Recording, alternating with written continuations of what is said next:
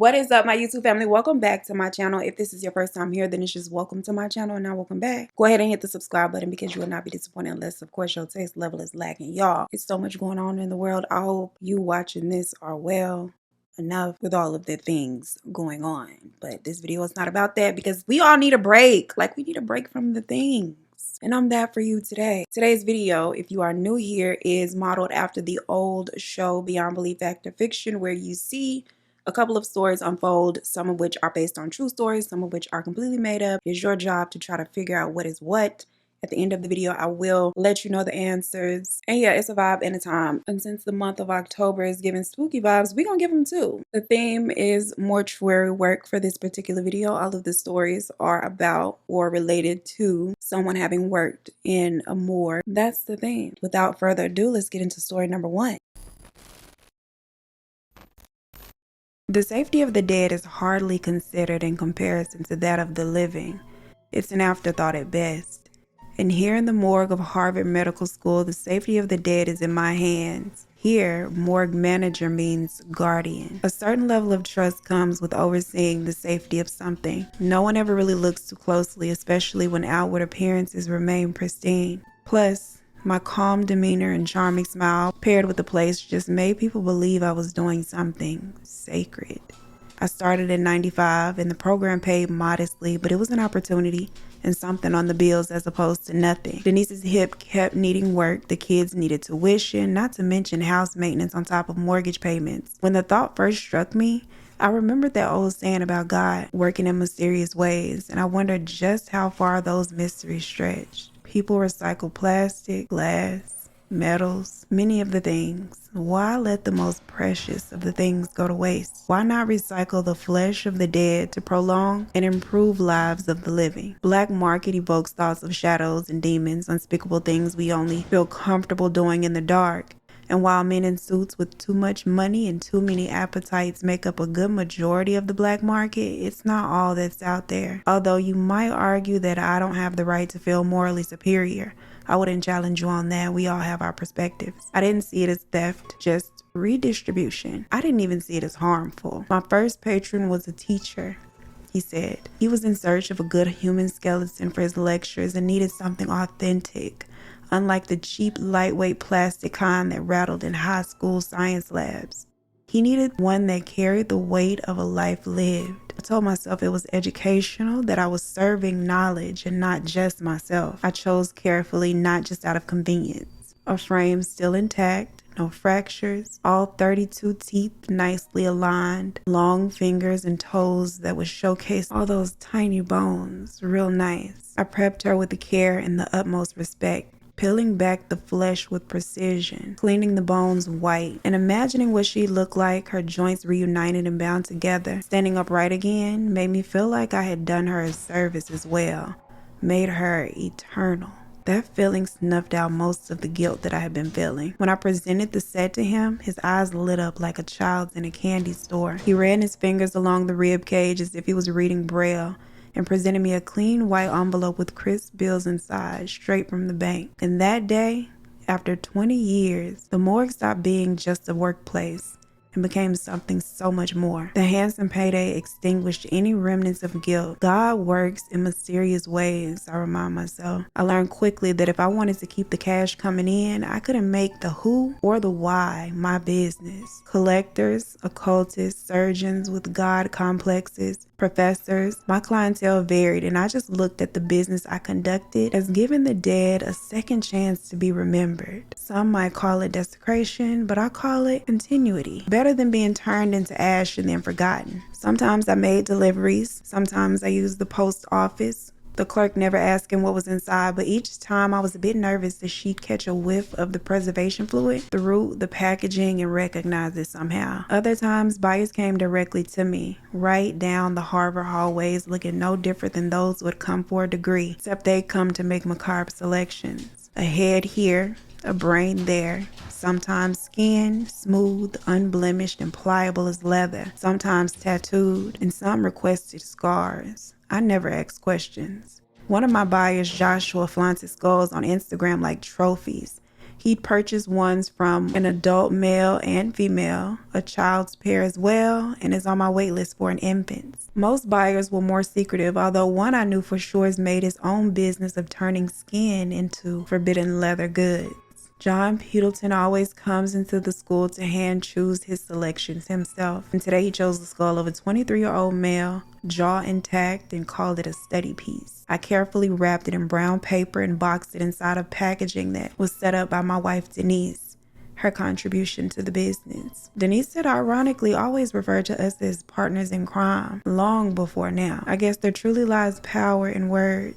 I taped the box over, stamped it, and watched it go. Some of the transactions are too weird to scrub from my head, like the awkward man who wanted a stillborn to preserve, the guy who said he taught at a school and wanted a brain with patterns for demonstration purposes. I showed him two, one crisp and healthy, another with lesioning that made the folds look like a map, and he chose the one with damage. It wasn't the choice, it was the way he lifted it and stared at it for so long before whispering thank you and handing over the envelope. Another woman came in looking like a librarian, no hesitation, no small talk, very short, voice barely above a whisper. Two faces, female if possible. 3 years in, I'd heard plenty. Brains, fetuses, skin by the foot, but faces felt a bit more sinister. I still fulfilled the request. I pulled two drawers, one woman mid-30s, jaw still smooth, no trauma.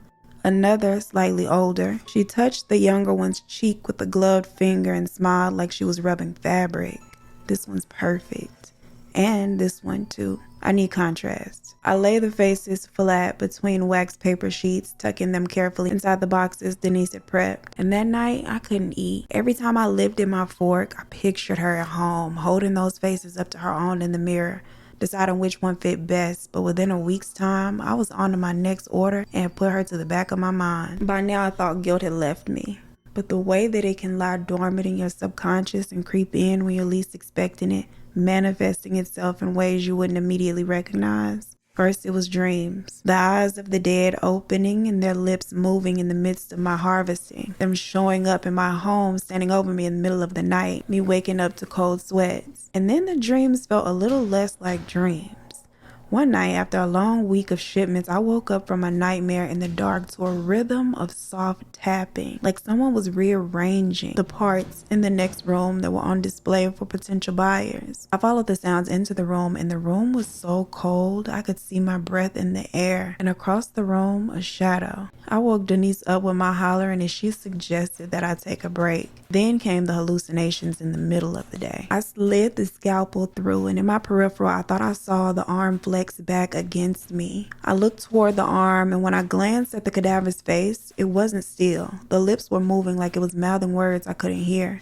The eyes opened, and I watched blackness grow from just the pupils of the eyes to covering the sockets entirely. Vanta black. The kind of black that barely reflects light, so you can't tell its depth. The corners of the mouth slowly curve into a grin, and I stumbled back, scalpel clattering to the tiles, and when I managed to calm my heart rate and get back to my feet, nothing was out of the norm. The cadaver was just as it should be. It wasn't the guilt that brought me down, though. The guilt was private and festering in the dark, hidden well behind that calm demeanor and charming smile of mine. What brought me down was paperwork and arrogance, buyers who got sloppy, bragging messages in Facebook groups, a fool flashing his skull collection on Instagram like they're trophies from a hunt. The post went viral. Curiosity travels fast on the internet. Curiosity with a badge travels even faster. And when the knock came, the one that wasn't timid and unsure, I knew the floor had fallen through somehow. Federal agents in suits with eyes colder than any of the cadavers I'd looked into stood in our doorway, while Denise and I stood looking like deer in headlights. Me in my nightgown, and Denise in her robe. Hair a mess. They asked us questions, obviously already sure of the answers. Cameras had already called me in June, and by September, buyers were already entering pleas to save themselves a bit of time in exchange for my name and information like currency. And Denise, my self-proclaimed partner in crime, I guess the joke finally caught all the way up to her. What y'all think? Y'all think somebody was really in there slinging body parts down to the morgue? I mean, it happens, but do you think this particular story unfolded before your eyes? You know, let me know. And while you're thinking about it, let's get into story number 2. They left me with her just before midnight. My first time alone with no supervisor hovering, no steady voice telling me, don't cut too deep, don't rush, reminding me to relax anytime my nerves showed. Just me and Miss Evelyn Price, age 78, cause of death, cardiac arrest. I signed the sheet, my name looking like a child's signature compared to my supervisor's, and then pulled the gurney into the prep room. She was small, frail, bones sharp under her cold slack skin, her hands resting at her sides. Evening, Miss Price, I say. I always talk to them, habit, ritual, respect, a shield against unnerving silence. I began the usual prep, tag check, paperwork, a quick glance over her features. When I placed my palm on her chest to shift her, just for a second I felt it. A flutter, a faint thud. I froze, hand glued to her sternum. Then it came again. The body was cold, the lips blue, but under my hand was the undeniable rhythm of life. My heartbeat pounded in my chest, nearly doubling its own rhythm. Then my brain offered plausibility. I learned that sometimes movements happen post-mortem. Muscle spasms, gas shifting, but something just didn't feel right. My gut told me that this was not that. I told myself not to be dramatic. I was overtired. I hadn't slept in 2 days, too much coffee, too much studying. Sleep deprivation made monsters of shadows and whispers out of the wind all the time. That had to be it. I could very well be tripping. I answered a few emails, did some more paperwork, and completed a few other mundane tasks, woo-sawing my nervous system before returning to Miss Price. Then, from the direction of the gurney, I heard a faint thud. My head snapped toward her. For the first time, I saw it. Not imagined, but saw with my eyes her sternum lifting. A pulse so faint it barely moved the fabric of the sheet. I clamped a hand over my mouth. Inside my mind, logic still wrestling with panic. She's dead. She is dead. You signed for her.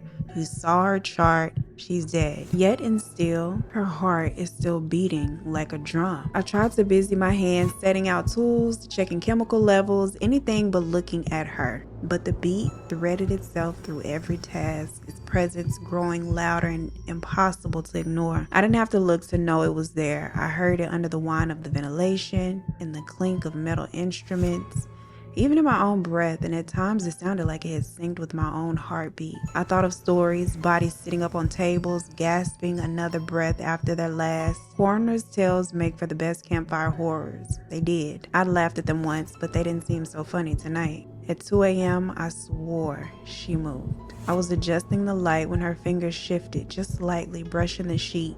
I froze. The room narrowed around me, all sound sucked out except for that impossible rhythm. Then her lips twitched with the faintest curl as if she were trying to smile. I stumbled back so hard my hip hit the counter, rattling the instruments. No, I whispered, shaking my head like I could undo what I saw. No, no, no. But she was grinning. I swear it. Grinning, the mouth of a dead woman. Or maybe it was me. I was unraveling. I closed my eyes and pressed my fingers against my lids so hard until stars exploded in the dark. And I told myself sleep deprivation, hallucination, stress, that is all this is. That will do it. And then a sound split through all that reasoning, a low whisper of words I could barely make out at first. I go from covering my eyes to hands over my ears as the voice got louder and closer, and then the doors flung open. The shift supervisor comes in, humming and carrying coffee. She stops short at the sight of me, confused. What's going on and why haven't you started? I pointed to Miss Price, trying to explain that she was not gone and that her heart was still beating, my voice cracking. My supervisor gave me a look, then stepped over, brisk and professional, a clear distinction between a seasoned vet and the rookie that I am. She placed 2 fingers on the wrist, then on the throat, and then she shook her head. Nothing. She's been gone for hours. Her chest, you'll feel it. My supervisor then peeled back the sheet, sighed, and tapped the spot over her sternum. Pacemaker. It keeps sending electrical signals. It makes the heart muscle twitch. Sometimes you can feel it, even hear it for hours. Sometimes days. Creeps people out. You'll get used to it. She recovered the body, already moving on to prep supplies. Pacemaker. A machine tricking me into thinking the dead either still wanted to live or terrorize the living. I nodded, too embarrassed to verbalize any of my thoughts. Of course, there's a rational explanation. Science. But when I turned back to Miss Price, the corners of her lips had curled again. A smile, faint, but there. Y'all, I just don't know if I ever got it in me to work inside of a morgue. I just don't know that it just don't feel like part of my ministry. And I know one of you watching this has worked down to the morgue before, and I want to know your personal experiences. If you have some, leave them in the comments, let me know. And last but not least, story number 3.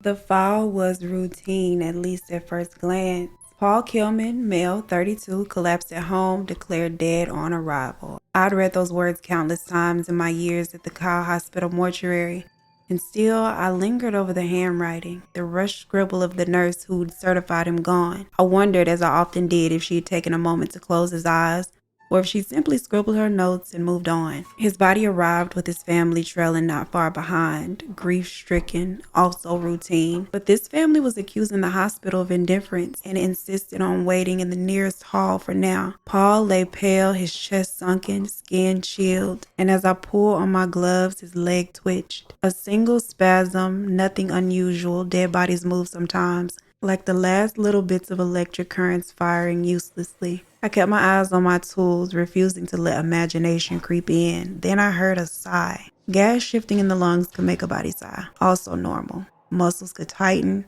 fingers can curl. I learned the things and experience over the years that taught me to accept them and pay them no mind. Reflex, not life. I pressed forward. Procedure always gave me order where the job gave me chaos. I made the incision in his right leg, preparing to inject the formalin that would keep his body preserved for burial and pretty for his loved ones. The scalpel slipped across his skin, sharp and clean, and then the morgue erupted with sound. A scream, not a trick of air, not a rattle of gas. A scream that clawed its way from Paul's throat. His eyes shot open, wide and frantic, and his body convulsed under my hands. I staggered back, the scalpel clattering to the floor. For a heartbeat, I froze. I cut into hundreds of bodies, but never one that screamed. Within seconds, staff rushed in, drawn by the noise. Attendants and family both shoved past me, their faces swinging from sorrow to shock to terror. Blood fresh and bright red pouring from the incision that I had made. He was alive, and I had cut him. In the blink of an eye, the room turned chaotic. Shouts, prayers, the scrape of the gurney as they rushed him out, back toward the ward he should have never left. Hours later, news reporters littered the hospital lawn, one interviewing him from his hospital bed as he's thanking God for sparing him. He and his family told reporters he could not understand how such a mistake was possible, how anyone could mistake him for dead. The headlines, of course, read shockingly. Everything from "Man wakes up in mortuary after being wrongfully declared dead," which is what actually happened, to "Man rises from the dead, is almost killed a second time by mortician." The hospital was quick to defend itself and shift the blame back onto the family. The medical superintendent told anyone who would listen that the man had been in critical condition all along and that his relatives had rushed him to the mortuary themselves without waiting for proper certification, eager for an insurance payout. He blamed their grief, impatience, and greed for the error. The family, in turn, demanded justice. His uncle swore to journalists that the hospital staff had only casually checked him before pronouncing him dead. And I couldn't help but think about that rushed signature. I watched the storm from the shadows of the mortuary. They argued about negligence, about responsibility, even God's mercy. No one asked about me, the one who held the blade when Paul screamed, and I was glad for that. Now I'm not so quick to brush off anything as typical post-mortem movements, and procedure is no longer the safety net that it once was. What you think? You think this man got sent to the morgue, got his leg cut, just to wake up horrified? And let's see how well you did. Story number 1, the body broker. If you guessed that this was based on a true event, that somebody was really down to the heart of a morgue, slinging body parts, you would actually be correct. This did happen not too long ago. Actually, I'll put the link down below so you can read and see more pictures. But this unfortunately did happen in June of 2023. Cedric Lodge here, along with 4 other individuals, including his wife Denise Lodge, were all indicted for conspiracy and interstate transport of stolen goods, the stolen goods being body parts. Cedric here was the morgue manager, just like in the story, at Harvard Medical School, located in Boston, Massachusetts. And I don't know where I thought Harvard was, but I did not know it was in Boston, child. Then he worked there as the morgue manager from 1995 until they fired him in May of 2023, right before they came tapping on their door to let him know he and his wife and their associates were under arrest. And from 2018 up until that point, Cedric here delivered human remains to purchasers via the postal service. His customers, just like those in the story, sometimes made leather goods from these items. Sometimes they just collected them. Like, I didn't change anything in the story. Sometimes they came by to hand pick them, and the parts stolen included heads, brains,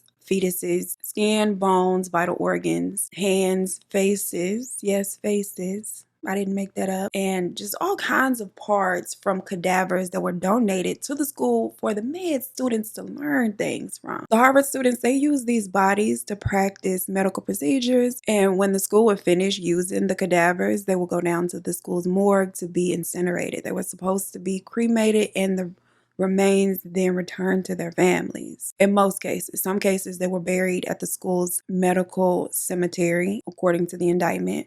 But unbeknownst to the school, the family of the deceased and the deceased themselves, Cedric here, when the body would make it to the morgue, he would then transport it to his home in New Hampshire, where he and his wife would work together to harvest things, package them together, and sell these body parts. And they were selling them all around Massachusetts, New Hampshire, and Pennsylvania. I'm sure there were other states as well that they sold parts to, but these are the states that the other three people that were indicted along with them lived in. Now, Jeremy Pauly here is one of the buyers and one of the co-conspirators. He gave up information on Cedric and his wife, Denise, okay, in exchange for a lesser charge of abuse of a corpse, which comes with a much lower sentence. For him, that was only 2 years of probation. He was a huge part of bringing Cedric down. All of his co-conspirators, with the exception of his wife, cooperated. Katrina McLean and Joshua Taylor were also customers, just like Jeremy Pauly. Now, Katrina here purchased 2 dissected faces.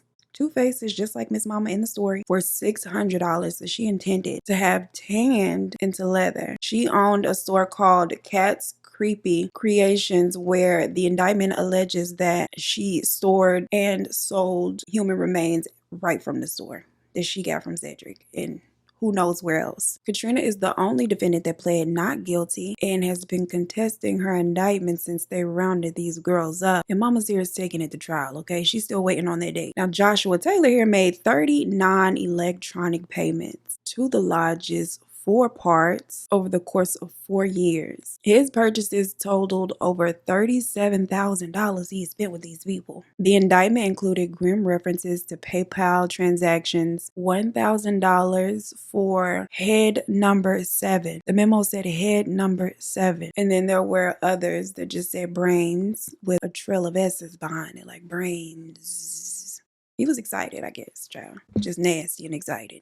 Joshua knew that things were not looking well for him. He decided to go ahead and enter a guilty plea and turn on Cedric. He is still awaiting sentencing. Cedric's wife, Denise Lodge, she also entered a guilty plea. Her charge was to aiding and abetting interstate transport of stolen goods, and she is also awaiting her sentencing. Now, Denise Lodge's attorney has said that her client's husband was doing this and she just kind of went with it. End quote. Her lawyer also said, quote, "What happened here is wrong, but the matter was more of a moral and ethical dilemma than a criminal case." Girl, how is it not criminal? Y'all was stealing pieces of people. How is that not criminal?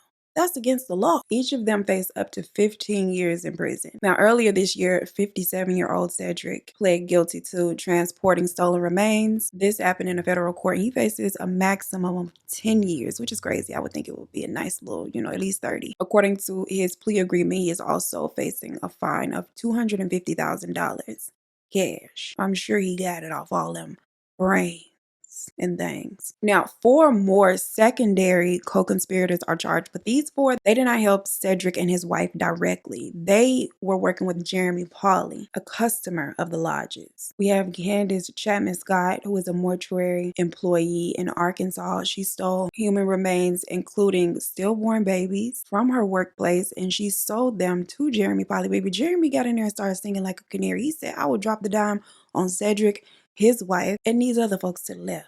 Okay, y'all want to know where I got all this stuff from? Let's chat. This is how he walked away with 2 years of probation. Candace ended up putting in the guilty plea and she was sentenced to 15 years in prison. Matthew Lampi, or Lampi, it's Lampi. I don't know how you say that, girl. I don't know how you pronounce it. Shoot me. This is a man from Minnesota who reportedly also bought remains from Jeremy Pauley. He also put in a guilty plea and is awaiting his sentencing. And then last but not least, we have, well, probably least, we have Andrew Insanian. Y'all, these last names tearing me up, okay? We got Andrew Insanian, I believe is the last name, and then Angelo Pereira. According to the prosecutors, these two brought and transported at least $5,000 of stolen remains. Both of them pled guilty and are awaiting their sentencing as well. Story number 2. A haunting rhythm. Now, if you guessed that a haunting rhythm was something that actually happened, you'll be wrong. I feel like once I put this one together, I'm like, I could have made it a little bit more, a little bit more thrilling. Yeah, but this one was fiction. There was actually a story about a woman who worked at a nursing home who her patient had passed away, but she stayed with the patient all day anyway.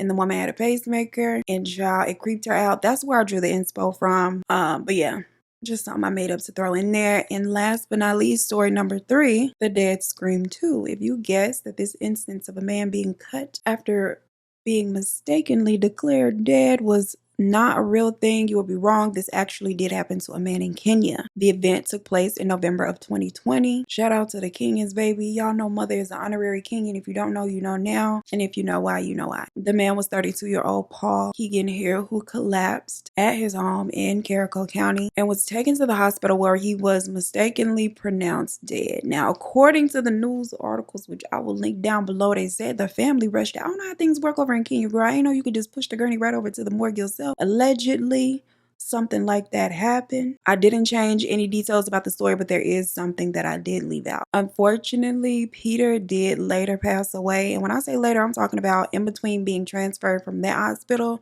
to the next. So unfortunately, he didn't go on to live. And that is it. Those are the stories and those are the answers. Let mother know how you did in the comments down below. Comment on the video. Let me know your thoughts. As always, I appreciate you. Like my video before you leave, and you better subscribe.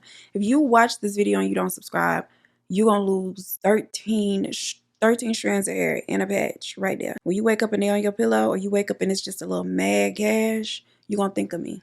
It's never going back. Not even with the sacred. Not even with these. It's never coming back. It's never coming back.